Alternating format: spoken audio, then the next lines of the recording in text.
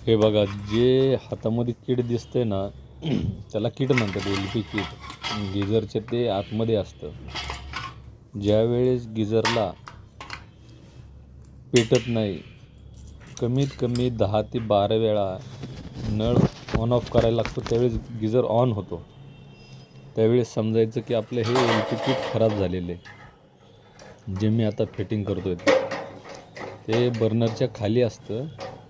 थोडक्यात काय तर मग एक म्हणायचं की ते बारीक एक हाफ किट, म्हणजे अर्धा गिझरच नवीन झाला आपला पूर्ण. तर त्यांचं गिझर सारखा मधून अधून चालू बंद व्हायचा आणि साधारणपणे 4-5 वेळा त्याला आपण नळ बंद चालू केला तर तो चालू व्हायचा. त्याच्यामुळं ते किट जे होतं ते खराब होतं.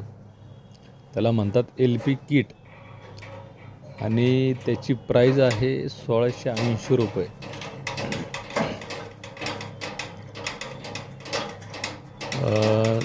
₹1680 आणि आपले फिटिंग चार्ज किंवा पूर्ण गॅस गिझर आपण त्यामध्ये सर्व्हिसिंग करून देतो.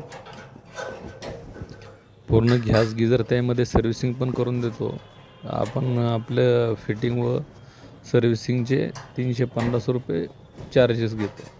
असे मिळून 2030 रुपये टोटल खर्च साधारणपणे त्या गिझरला आलेला आहे.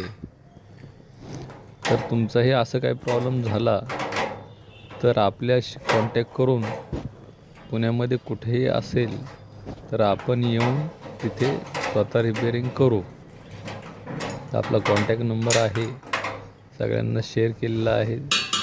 तर कोणाचा काय प्रॉब्लेम गिझरचा असेल तर ते सांगा, किंवा तिथला लोकल मेकॅनिकसुद्धा आला तर तुम्हाला हा जर का प्रॉब्लेम येत असेल, नळ कमीत कमी 4-5 वेळा बंद चालू केल्यानंतर गिझर चालू होत असेल, तो किट खराब झालेला आहे. आणि दुसरं असं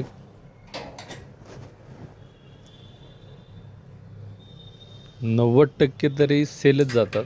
गिझरला जास्त काय तसा प्रॉब्लेम येत नाही.